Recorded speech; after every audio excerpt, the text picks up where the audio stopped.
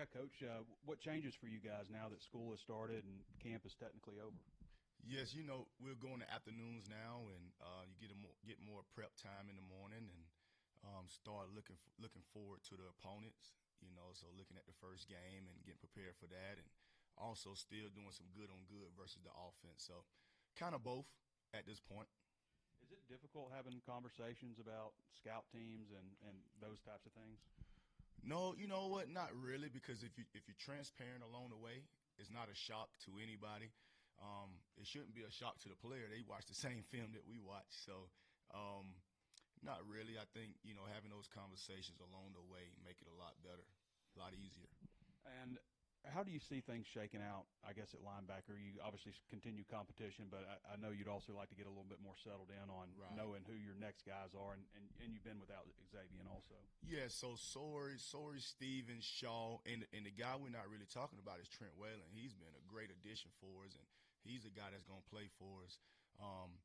You was watching the first two scrimmages, you could see he has a lot of time on task of playing linebacker, and he's been a great addition, even with special teams, the value that he brings with special teams. But Trent Whalen is a guy that's really, really been climbing the charts, from just putting the football down, playing football. So very pleased with him.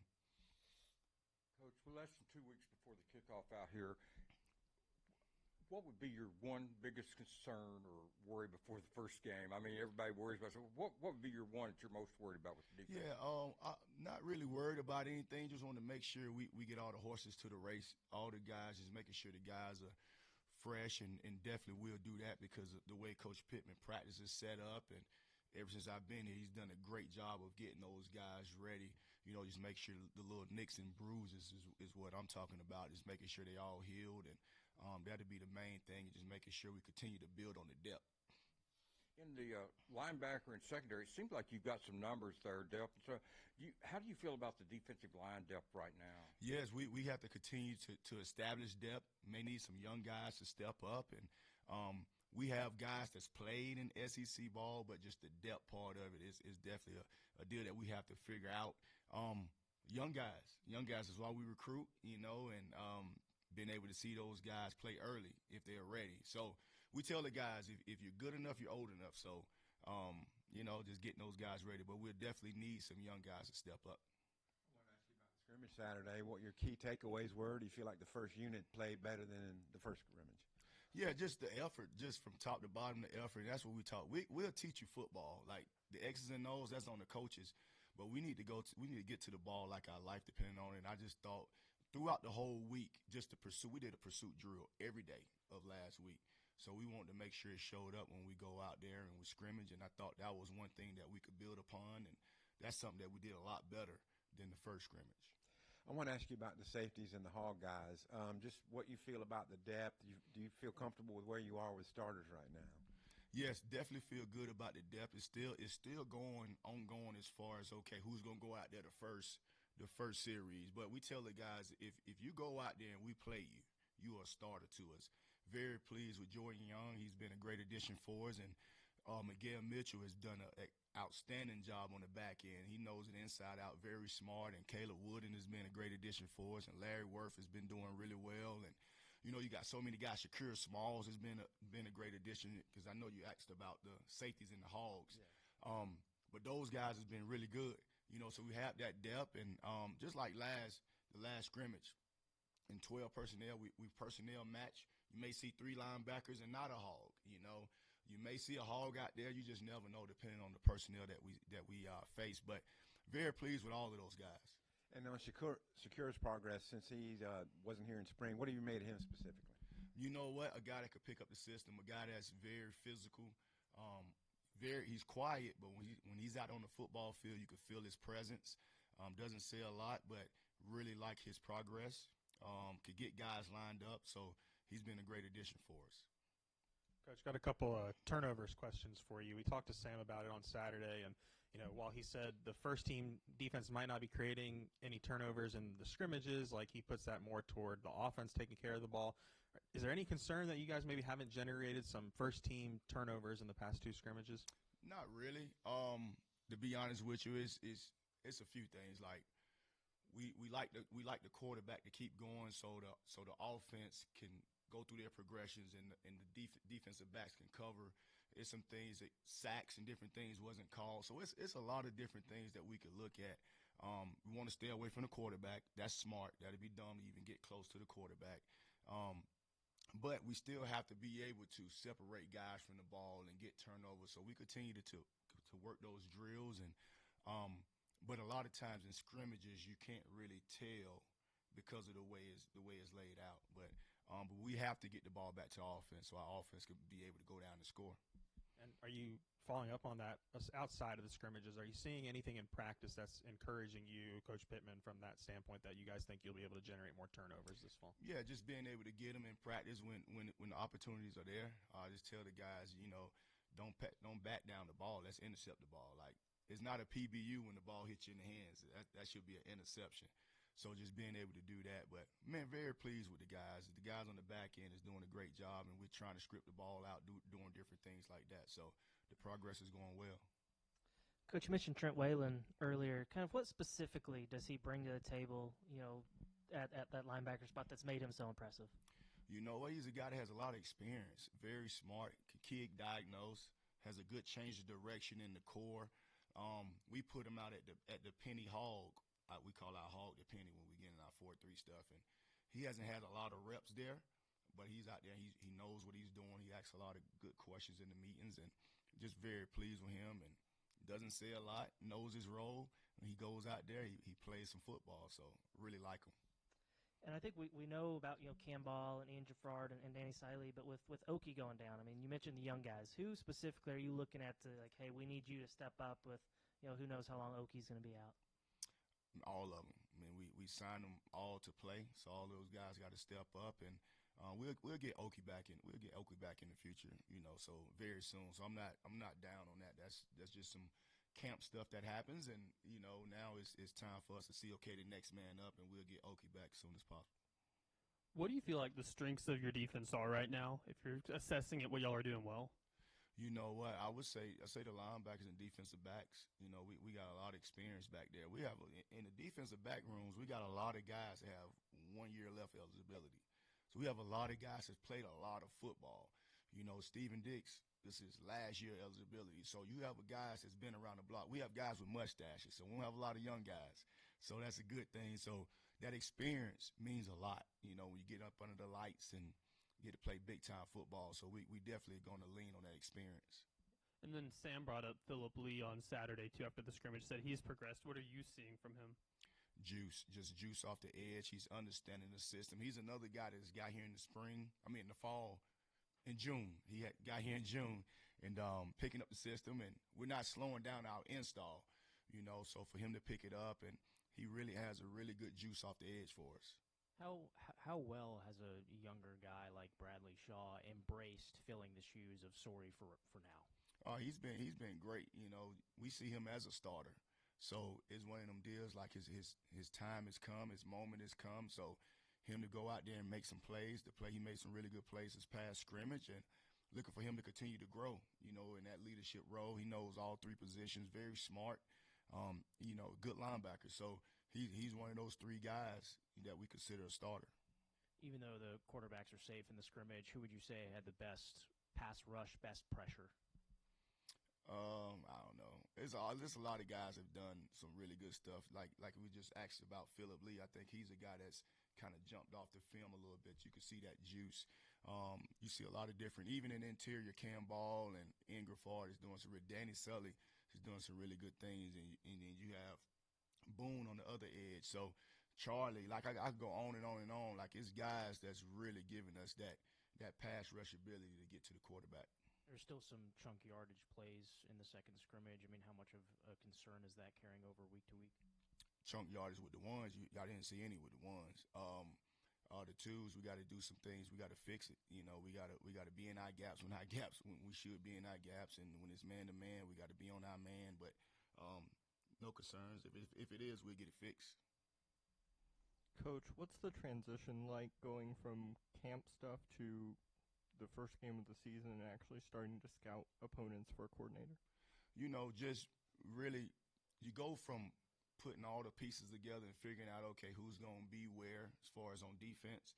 And then you start watching the opponent and you're seeing what they're doing. Okay, what do we need to do to stop what they're doing? But in the mix of that, you're trying to figure out, okay, who's going to be on the field for you, right? And then once you figure that out, okay, how are we going to stop the actual opponent that we're about to face? I'm not sure where Frank Mulipola, I don't know if I said that right, lines up and stuff, but any thoughts more about playing him inside? And also, Justice Boone's a pretty big guy. Any thoughts about while Oakland's out? Well, we got we have different packages for those guys to possibly move inside. Frank is coming along. Frank is a guy, man. He's learning football. One thing I like about Frank, his effort, 100 miles an hour. So now we got to get him lined up in different places. But he's a guy that comes with great attitude and great effort. We'll figure out where we want to put those guys right now. Haven't got far down that road yet. I think of your hog position, I think of a guy that has to do everything, but maybe a little bit more pass responsibility. And then I guess maybe the nickel, or excuse me, the penny. Yeah. Maybe a little bit more run.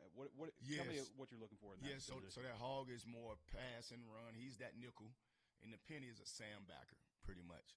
So when our penny is out there, our penny personnel is a Sam linebacker that's out there. So that's the difference between the two.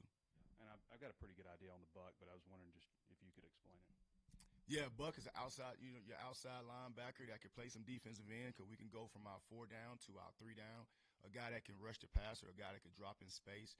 So it's a guy that has to have different type of skill set than a true just defensive end. So Coach Adams has done a great job going out and identifying those guys. So we have a room of 3 or 4 guys that can do that. That's a great question. We have man, you got Charlie, you got Boone, you have Philip Lee. That's 3 off the top of my head that can do it. That's I'm trying to see who else. It's another guy, but we have 3 for sure that we can put at the Buck position that could play Buck and defensive end. Tally is another one. Ken Tally is another one that could do both. That'd be the 4. Yeah, that'd be the 4 there. You mentioned going on to an opponent. How much have you looked into Alabama and A&M? I think they have a 7th-year quarterback, and just maybe what you know of them so far. Really just started watching them this morning, just trying to get the lay of the land of who they are, and watching a lot of tape from when the coordinator was at Miles College, and just trying to figure out who they are and what they're trying to do on offense. So we just started watching them this morning, and very well coached. I know the head coach, and they'll be ready to roll. With Coach Petrino, you mentioned that let plays go on and all. That seemed like a thing. I remember him doing that here as a head coach back when he was here. Is that pretty standard in the industry to let plays keep going? Different places do different. I've been a part of both. I've been part of both, and both styles work. So I've been part of both. When on the penny position, if you do a 3 linebacker formation with the top 3 guys, Sorey, Shaw, and Dix, I mean, which one of those is maybe best suited for that type of versatile position out there? Sorey and Shaw would be the 2 that you could kind of move around. I like to keep Steven right in the middle and let him quarterback everything, get the front set, and be that enforcer in the middle. With all the versatility that you guys have of multiple positions for these guys, do you think this could be maybe the most multiple you've been as a defensive coordinator since you arrived here at Arkansas? Yeah, I could definitely say that because you got more toys to play with. As long as we can keep everybody healthy, it'll be a good thing. So yes, we definitely have more depth to do more there. You mentioned Steven being kind of the quarterback of the defense. I guess he has the green dot on his helmet. Who else, if he's not in the game, who would be the next guy with the? We haven't really. We kind of toured around with 2 different ways of doing it.